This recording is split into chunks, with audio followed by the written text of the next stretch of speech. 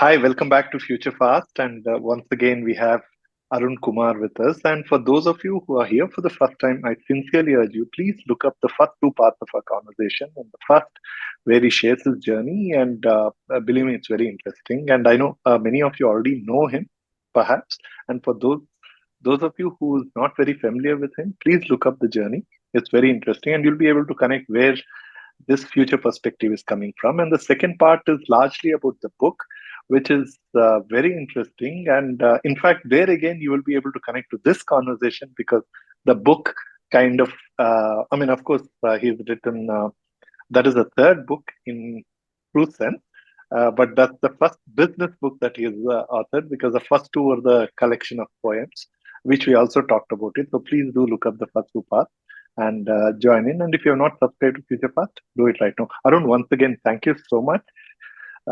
I know you've been traveling and quite hectic times for you, and now also we trying to stitch this up in different time zones. And thank you so much for making time and being accommodative in making this happen. Great to be with you, Nanju. Really great to be here. Well, Arun, we talked about your book, we talked about your journey, which we tried to kind of put it in a capsule, so to speak, because it's so huge. Uh, we want to have this conversation focus more at where do you see the future is headed. Of course, your book, in fact, you do talk about it to some extent, but I want to take your perspective from here on because where do you see this? But in the book, I note that the world of trade had been going on since the Second World War in a very steady path of more integration and more open markets. Various institutions were set up, including the WTO, to reduce frictions to trade, reduce or eliminate duties, streamline the way in which trade occurs, even the bureaucracies of trade when goods move from one territory to the other, what's now called trade facilitation. All those issues were on a path whereby there would be less friction to trade and more global integration. And that went on for quite a while. And then we come into the around 2015 or so, we begin to see some quick reversals. We see, for example, the UK exiting the European Union, Brexit. As it turns out, they've subsequently become quite aggressive on free trade agreements, bilateral agreements with a number of regions and countries. But nevertheless, that was a big move. Then you had the Trump presidency, where there was an even more inward orientation, a great suspicion and distrust of products from various countries, particularly China. So there was that, again, there was an inward pull. Now, this inward movement was happening in the context of a world that had become more integrated through global supply chains. So with the growth of China, there's a great concentration of manufacturing in China, whether it was electronics products or whether it was pharmaceutical products, a whole range of products. China became quite central. And all these supply chains are taken through China.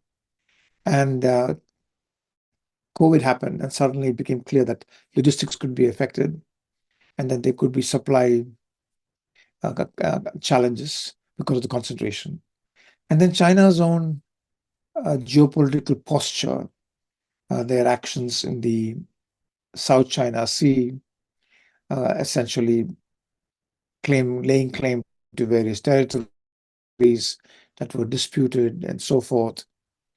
They talk about Taiwan, what's going to happen in the future of Taiwan. So all these things increased the level of distrust in China and caused concern that there's another source of concern for having this concentration of supply from China. So all these things came together. On the one hand, the world was getting more integrated, supply chains were getting more integrated, they were getting far more efficient because by the laws of comparative advantage, things were being done in the place where they could be most efficiently done. But that was then countered by these two things. One is COVID, which is a bit of a wake-up call, a black swan event, and the other is China's own geopolitical postures. Stance, so to speak. Yeah. So that began to. So then we see supply chains beginning to reorient themselves. We see that Mexico emerges as a major alternative to China as far as the Americas region is concerned. That's further helped by the fact that there is a free trade agreement in North America, originally called the North American Free Trade Agreement, NAFTA, which was then morphed the Trump presidency to the Mexico-Canada-America Agreement, MCA. But essentially, a free trade agreement that knits these three countries together in terms of smoothing out trade. So Mexico emerges as a major alternative node. In Asia, Vietnam emerges as an alternative node, and India is beginning to emerge as an alternative node. Now, one of the interesting things in all of this is this whole concept of friendshoring, or nearshoring is where you, instead of having something come from China, you have it come from Mexico next or Canada. Yeah. Mexico. The other is friendshoring, where it's being located in a country that you consider a friend, or a country that you trust. That's actually on the increase.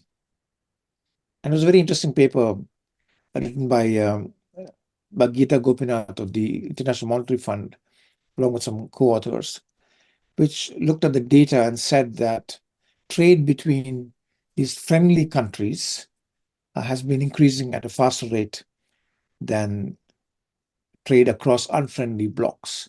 So trade across unfriendly blocks has been decreasing, and trade among friendly blocks has been increasing. She also noted that what might have in the past been considered non-aligned countries, countries that were able to work with both blocks, and she calls them connector countries, they actually benefited from this Such as trend. India. It's interesting. So it's interesting.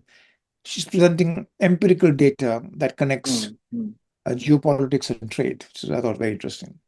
Right. So, how do you see this evolving? Going, I think we can. It's a no-brainer to have friendshoring. If you can locate your sources in countries that are unlikely to create geopolitical disruptions, sources that you can be friendly with and can trust, that makes a lot of sense. And I think we will see more of that happening. I also feel, though, that China is such a dominant presence in global trade that you cannot do without China. It is really important that countries are able to work with China. And whether it's the US or whether it's India, countries need to figure out how to work productively, constructively with China. And I know that from the US point of view, over the last year and a half, there have been several visits of US cabinet officials to China. Xi Jinping was in California, was here in San Francisco just a few months ago in November when he met with President Biden. So there is engagement going on. I think countries realize that there is interdependence, and the correct kind of medium pathway needs to be found. Do you foresee the end of 2024 is going to create any new development, assuming that almost 50% of the world population, and particularly those who are actually playing significant role in this whole global economy, right? All of them are in election, including India. So, do you think this Right. will have any impact, any change, so to speak, from the current trend that we see? So we would take maybe the two big election events that are going to happen. One is certainly India, and we will know the results next month. Next And I think from a trade point of view, I don't see much difference in terms of the Indian governments, which whoever's been in power, there's been a certain amount of steadiness in terms of international engagement. I would not I would not expect anything very drastic to happen. What about I USA? think there's a certain momentum that has been built up by the current Indian ruling dispensation over the last 10 years. And if there's a change, there could be a little bit of a slowing down in some areas. But I think in general, in India, everybody's agreed on the benefits of trade, of more exports, the job creating potential of great exports. All that is pretty much agreed to by all parties in the country from what I've seen. There'll always be pockets in countries where there will be a move for protectionism. We see in the agricultural field around the world, we see a lot of farmers wanting to protect their products and their livelihood. That's normal. Right. So to answer your question, do you see big changes on account of the elections? Certainly not in India. In the US, it would depend a little bit on who is going to win. With regard to China, both President Biden has essentially kept the same posture and safeguards that Trump had put in place in his presidency. So there's been a lot of continuity in the Biden presidency and the Trump presidency. Biden has been more articulate about his goals on what he wants to do with trade. He has made it very clear that he would put workers' welfare probably at a higher level than consumer welfare. In the past, the theory was if you make things cheapest, that's best for consumers. That's the way to go. But the producers, the workers were often in pockets. They felt left out, and they were left out. And there wasn't enough support to them to be able to overcome the challenges that they would feel when their products were challenged by products from abroad. So I don't think there'll be that much of a change in the US posture either. So I see overall fair amount of continuity in terms of the trade regimes. In other words, things have slowed down in terms of opening up. It may continue to stay slow, but eventually, I think just the sheer economics of comparative advantage will drive towards opening up markets. Well, what about in the next, looking into the future? Do you think how long we will sustain this kind of a global trade model with all this protectionism coming in? Even a lot of European countries are also talking about, which is new, right? I mean, they were obviously not in this tone. So, considering that Europe jumping into protectionism, how do you see things changing in the future? So I think one thing we're already seeing is that people are moving away from large multilateral agreements. And the WTO is a perfect example of a very large multilateral agreement, 195 countries involved, towards bilateral agreements. We're seeing more and more of that. We're also seeing smaller multilaterals. In some corners are called minilaterals. The smaller groups of countries are getting together and creating agreements amongst them. But we also have two very large multilateral agreements. We've got the RCEP in Asia, and we've got the CPTPP, which is the successor to the TPP. So we do have a couple of large regional agreements. Interestingly, both RCEP and CPTPP, the US is not in them, neither is India. But they are there, and they are actually covering very large territories. And I would expect the influence to increase over time. So it's a mixed picture overall. Correct. How do you see the the conversation of BRICS expansion, right? In a lot of countries wanting to be, and how does the West sees it? One, and how do you see it from the point of BRICS becoming something significant, considering we still have some geopolitical situation between China and India?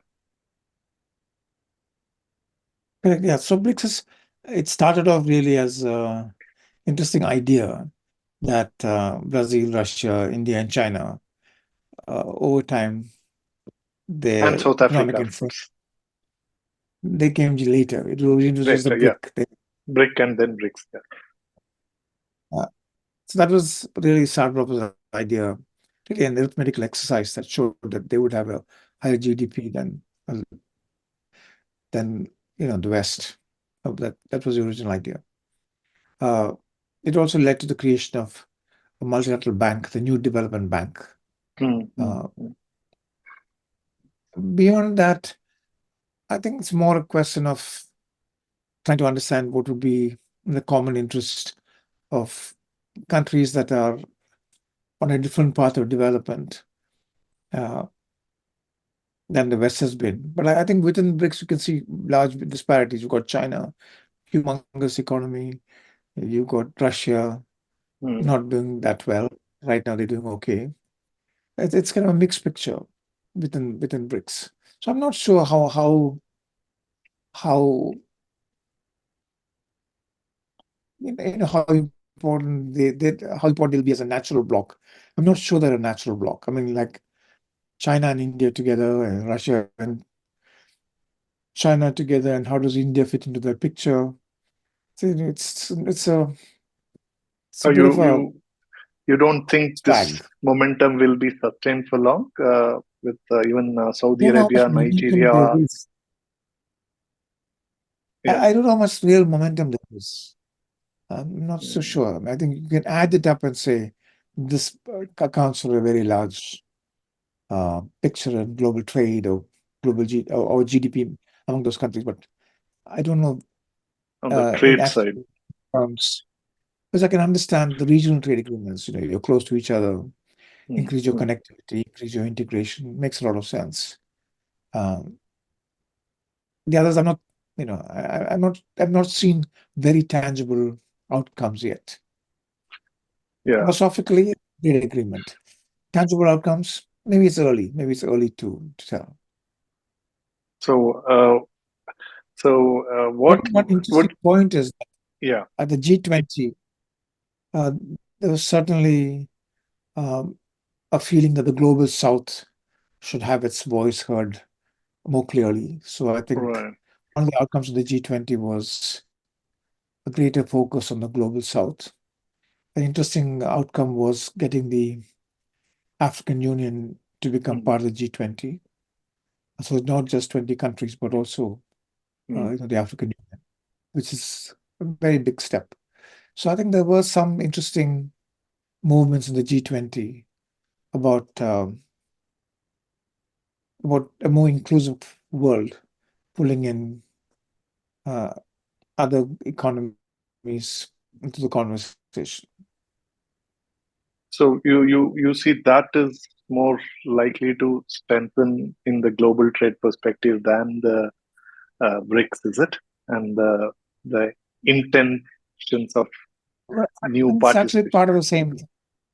I think it's really part of the same thing. More countries Okay, getting pulled into the system.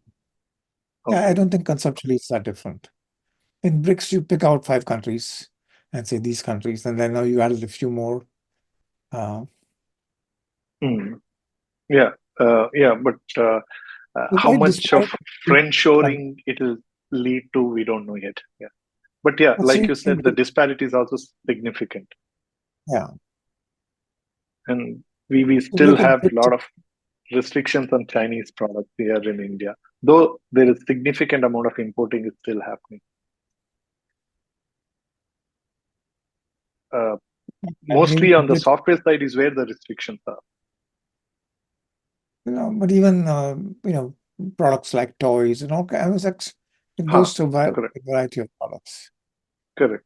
But a lot of manufacturing dependencies are still significant on China, even in India. Though uh, uh, I don't know whether it's the politics that not many talk about it, but even public sector companies, manufacturing facilities in India are importing, are dependent on Chinese supplies. Correct. Because China is the dominant source of supply. They're also very competitive source of supply. So if you can get Correct. a high quality product cheaper from China, makes economic sense. Correct. Correct. And so the But counter to that is what India has been doing and other countries have been doing is to provide subsidies to local manufacturer with the expectation that they will come up to speed, become competitive on their own. So that's why you see programs like the Production Linked Incentive Scheme. So really aim to make in India, those subsidies are aimed at making Indian products more globally competitive. all right.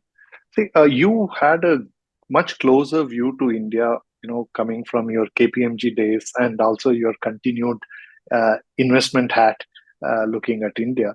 So, how do you see the manufacturing uh, ecosystems scaling up in India? Do you really see, or how much do you see that it is growing? India can be a significant manufacturing player. Can you say that? Yeah, and I think you can. And there are two parts to it. One is mass manufacture, where you have tens of thousands of people employed in manufacturing products at volume. For example, the mobile telephones, iPhones, and so forth. A good example of that, which is Right. happening today, where you have really assembly and generally lower level skills, but very, very valuable in terms of providing uh, good employment to large numbers of people. So that I think we're seeing a rise of that. We're seeing a rise of that as a result of friendshoring, definitely. Mm. So that's one good example. On the other hand, we're also seeing a lot of advanced manufacturing capability in the country. People building very advanced manufacturing equipment, applying uh, IoT and other technologies to improving manufacturing. So I think India will emerge as a high quality manufacturing location. And I say this based on the fact I'm seeing these entrepreneurs who are building interesting products that are very demanding in their manufacturing. The capabilities required are for high order. Okay. And if you see, every manufacturing ecosystem demands a significant growth, even among the MSME community, which is so true in every place, right? Even when America was a big manufacturing player, MSME play was very strong.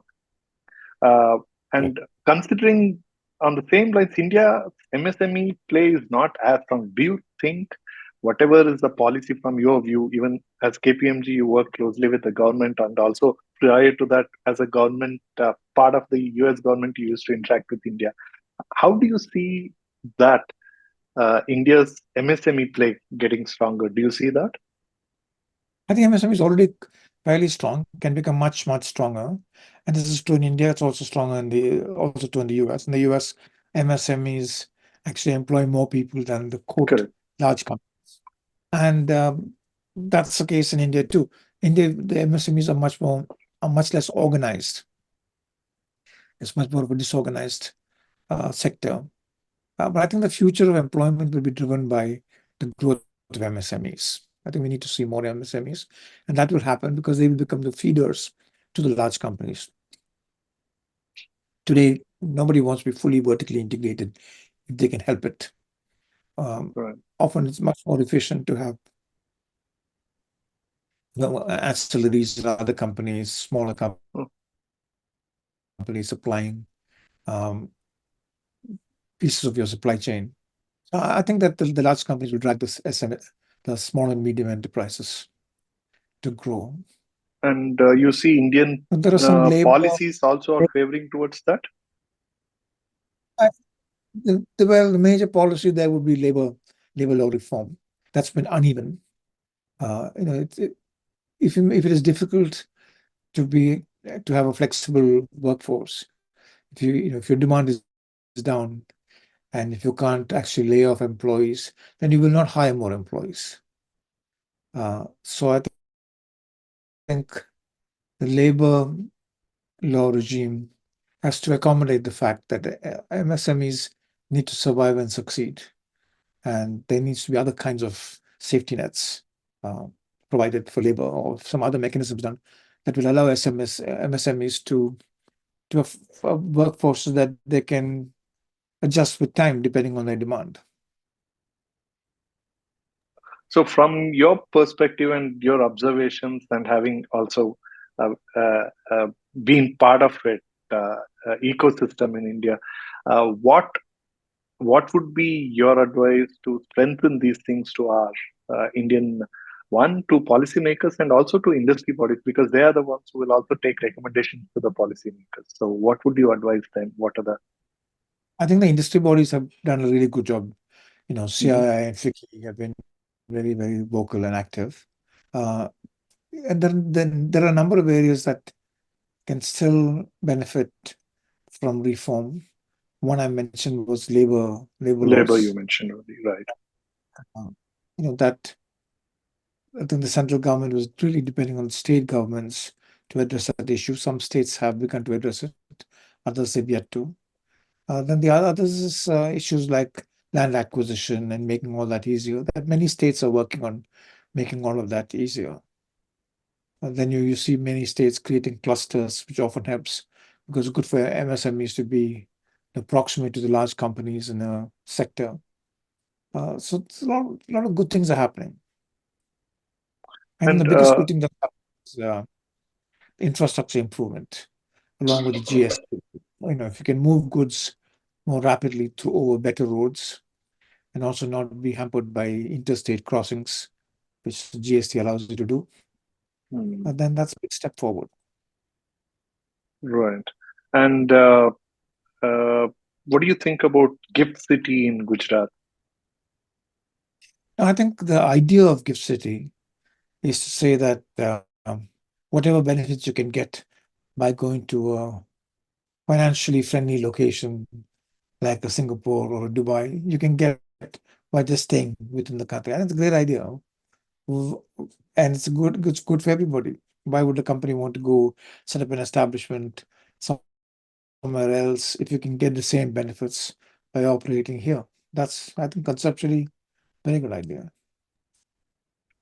And what do you I think we'll see think? more gifts. Oh, you think we'll have more Gift Cities coming up in India?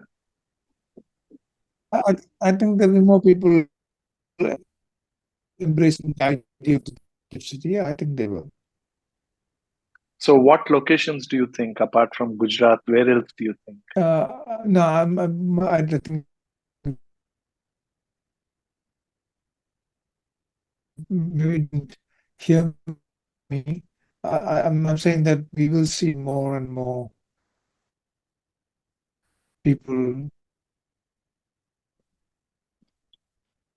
setting up shop in gift cities. You really don't need to. I wouldn't want to speculate. I don't know where else, but it's a good place. It's good to start with one place, which is a gift city. Okay. Well, Arun, what would be your predictions for the future? That I know it's always a challenge to make, but the idea of making prediction is not necessarily to check how much of it will be right or wrong, but it's more about what can we do to prepare for it. If it is right, then we better be better prepared. If it is wrong, it's okay, but at least we are clear that it is just about not at this point, but a little later. So, what predictions can you give some predictions for us? Well, see, right now we are at a technology inflection point with AI, particularly, but not just that area. In many areas, we're seeing a very rapid advance of technology. AI is probably the most dramatic. And I think in this world, we need to make sure that people are reskilled and always learning.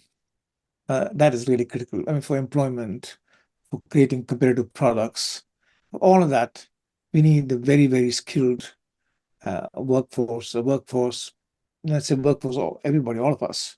We need to be learning new things all the time. I think that's the most important um, aspect going forward. So the tools of the past may soon be obsolete. Coding can be done, can be automated, but there'll be higher levels of contribution that human beings can make, aided by technology. And I think that needs a lot of preparation. I would say upskilling and learning is probably the biggest challenge. And if that challenge can be cracked, uh, you know, the opportunities are immense in my view. Okay. The So, productivity improvements that will come behind these technologies will be immense. so one is reskill and upskill. So do you in that context do you see there can be uh, time again for edtech companies? Because I think edtech companies in the last 2 years have kind of fallen out of favor from the investor community. So on these areas, do you think this is an opportunity space to look at? That is one approach. I mean, ed tech can definitely be one avenue. There will be opportunities for tech for sure. But there could be many other approaches as well. But certainly, ed tech, I would agree, would So be a very efficient way to go. so can come back in good Yeah, light of the investor community. but curricula will have to be revised. Teachers have to be trained. Uh, some of these, areas of study have to be brought in earlier into school Mm, curricula and so mm. forth. So there's got to be a fair amount of rethinking, and not just in India, the world over. Right, right. And uh, which countries, in your opinion, will be ready for this kind of a future from what you have seen? You travel to so many countries. So who do you think are ahead of the curve in this space? Who will be I ready for think future better than most of us? I think I think it may be early to predict because so many countries are thinking about this. I mean, the trick sitting, so is not to fall behind. I think everybody's thinking about how to change things because people realize that we are into a new era. Uh, issues for the change in education to keep up with the change in technology. So one general argument here is that China is really ahead, particularly in the AI space. Right in India, the conversation is we are perhaps a decade or more behind China. Obviously, a couple of decades, if not more, with US on the AI front. So that puts us in a huge disadvantage. But does that mean US and China are ahead for the future driven by AI? Do you see that way? Now, I would say that in two parts, and there'll be one area where you've got the breakthrough AI researchers and so forth. So that is a relatively smaller group. And the US has a really good group of that. There's some in the UK and some other countries, even France, and then China has. Right. And then the other is a larger number of professionals who understand how to apply AI. Now, the latter part falls nicely into India's India, strength. correct. And you got these massive IT services companies that employ hundreds of thousands of people, and if all of them can be trained on how to deploy AI, then that becomes a very powerful economic force. So I think in that area, India's well positioned. In the former area, it's a smaller game. Smaller groups of people who are really doing the breakthroughs. Well, recently there was AI plus people launch, Nandan Nilekani backed, and he actually made something very similar that India has lost the uh, race, or rather, he said that India should not be in the arms race, so to speak, on getting into creating or building LLMs, but rather focus on the application side. And he attracted a lot of criticism for it. So, what do Well, you actually, say? I'm saying the same thing. That's You're saying pretty the same thing. That's what. yeah, So you agree with Nandan in that yeah, I think sense. that's logical. But it really touched a lot of sensitive nerves, so to say. For a lot of people saying, why not? Why are we still positioning India, looking at India to be a follower and not the leader? So, I don't really agree with that because many of these innovative teams in AI, even within the large companies or even smaller ones, will have locations in India. There will be people in India working in a Google and a Facebook and a you know Microsoft who will be part of these teams that are developing advanced technologies. So I would look at it slightly differently. That capability will also reside in India as part of these highly funded global initiatives within large companies or even within highly funded startups. But that's Right. not where the major numerical impact is going to be on employment in India. Arun, another thing is here, it a lot of brain drain, so to speak, right? Like people like you have been able to move to US and contributed significantly to the corporate world and even to the government of US. So, and today there is a list of Indian Indian Americans who are heading large American corporations. Do you continue to see the kind of movement to West from India happening in this thing? As people say, there is a resurgent India. Do you continue to see this move continuing, or do you see uh, less of it? What is your take on that? No, I see the opportunities in India are expanding very rapidly. So today you have so many reports of the fact that fewer people from IITs as a percentage are looking to go abroad than Hmm. stay in India. So that is declining. At one time, It was a 80% of gold IITs, rush of sorts, right? but today no longer. And why is that? Because there are more opportunities right there at home in India for those graduates. And I think we'll see more of that. I think we'll also see more people moving back um, to India, taking their skills from abroad and creating companies located in India. We're already seeing that, and we will, I'm sure, see more of that. You will I see. mean, Uh, it's really interesting to see not just people of Indian origin, people of different countries coming to India because they say this is a great place to work and build things, which can happen because of the talent pool in India. yeah. Do you see that we will have a global CEO of a global multinational operating out of India? Like today, you want to run a global corporation, you need to move to US mostly or few European countries, unless it's an Indian multinational. But I would not take the unless. I mean, the fact is that if you have global companies run out of India already, and that's the best example. I mean, you've got TCS, which is run out of India. Many of the Tata companies that are global No, are but run out of they're India. all originally Indian. But do you see the same thing happening for a international company coming out of, say, US or somewhere, but headquartered with a head sitting out of India? Today, you see a lot of large companies where you have like a product head sitting out of India. We're running global businesses sitting out of India. We're already seeing that.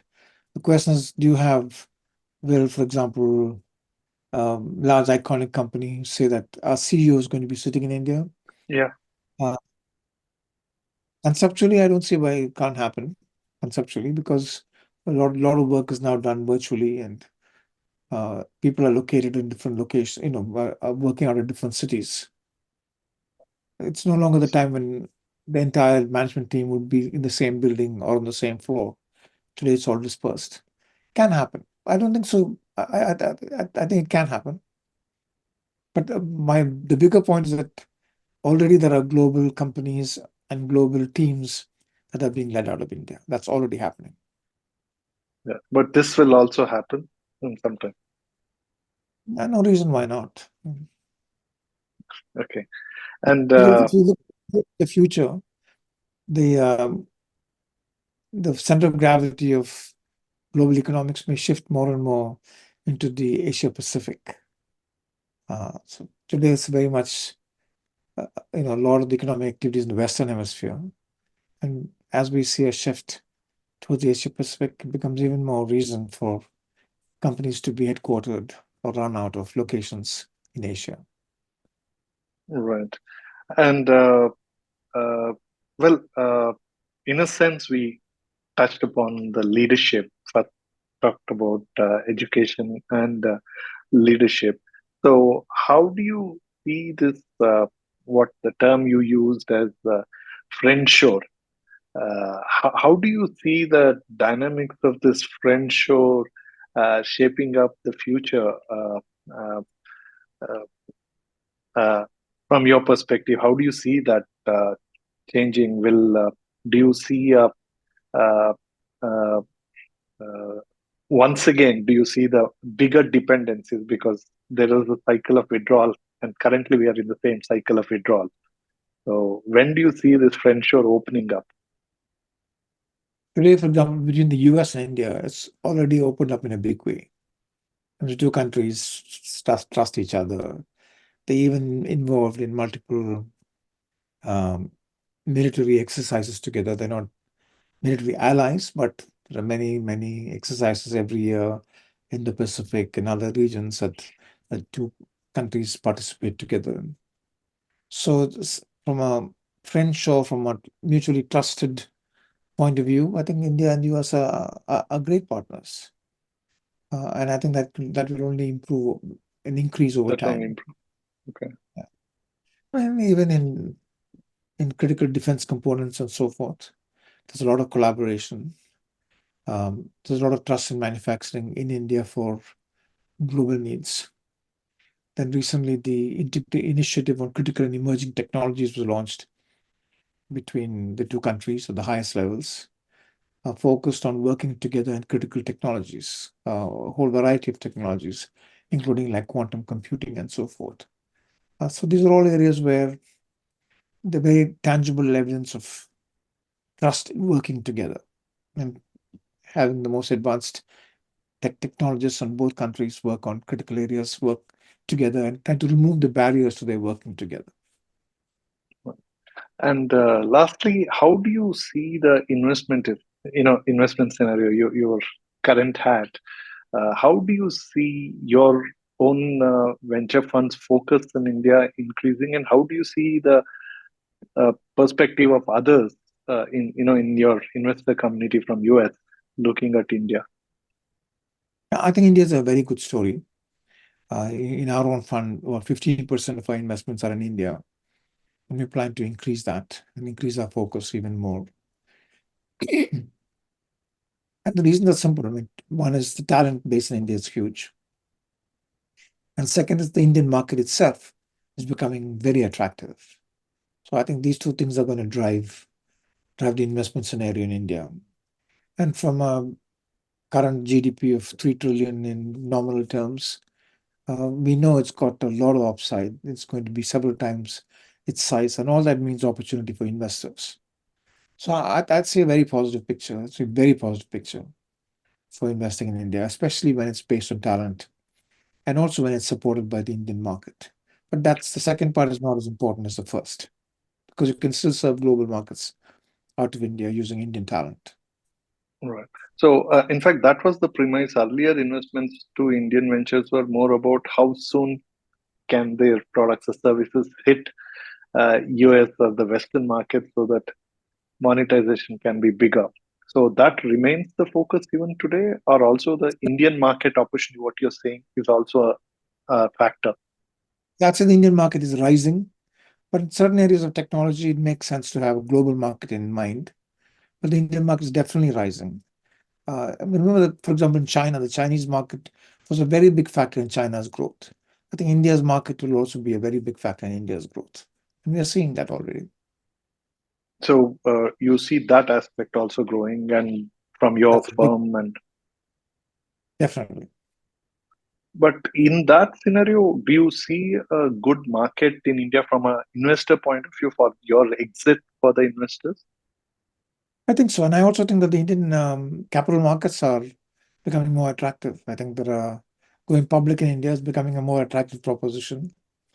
In the past, companies would flip from India to some overseas location to go Hmm. public in Singapore or somewhere else. Today, we are seeing some trends of the opposite, saying, okay, let's flip to becoming an Indian company and go public in the Indian market. So it's And your exit time frame, is it same as what you look at in US for India, or do you tend to give little more time for Indian exit? very similar. I mean, the venture capital business, it takes quite a long time to build successful companies. So you have to have 5, 6, 7, 10-year horizon. So from an India perspective, is it any different for you, or Not that different, similar. But you've got to keep a 5, 6, 7 year kind of horizon in view. Sometimes things take longer, sometimes things happen much faster, which is great, which you would all love And to see. and faster would obviously be more of a M&A route than a IPO route, right? Could be either way. It could, if there's a product that hits it really well, it could be a standalone company. That's not, it can be either way.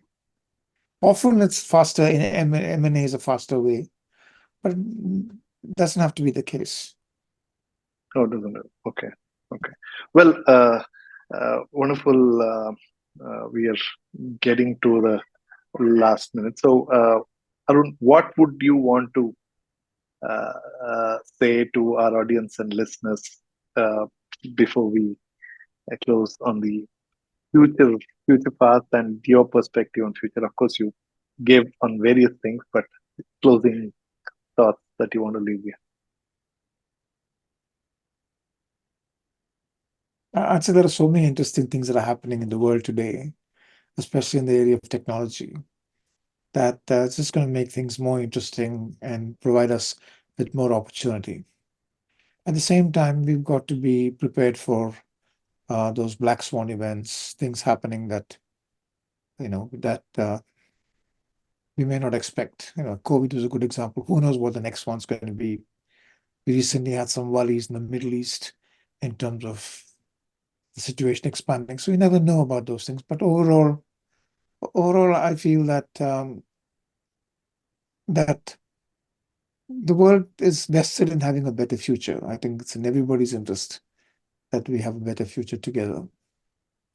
And I would just say that I'd like to end on a note of optimism, that I think with people working together and with technology advancing, we should all see a better world.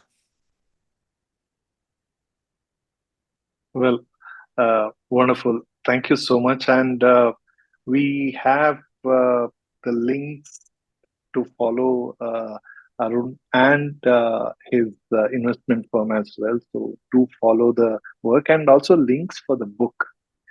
So it's a keeper, and most important thing is uh, it gives you it actually captures the history as well and the present, and there is a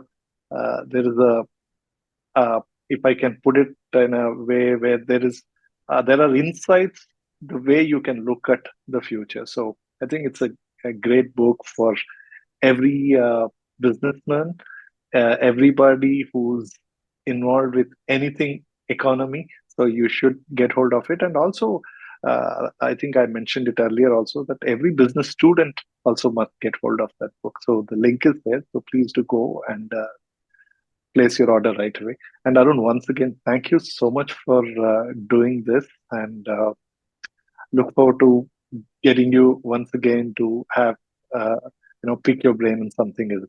Thank you so much for being part of Thank you, Future Raju. Fast. Thank you. Great to be here. Thanks so much. Wonderful. And yeah, lastly, uh, if you're not yet subscribed to Future Fast, subscribe to Future Fast right now. Thank you and enjoy the ride.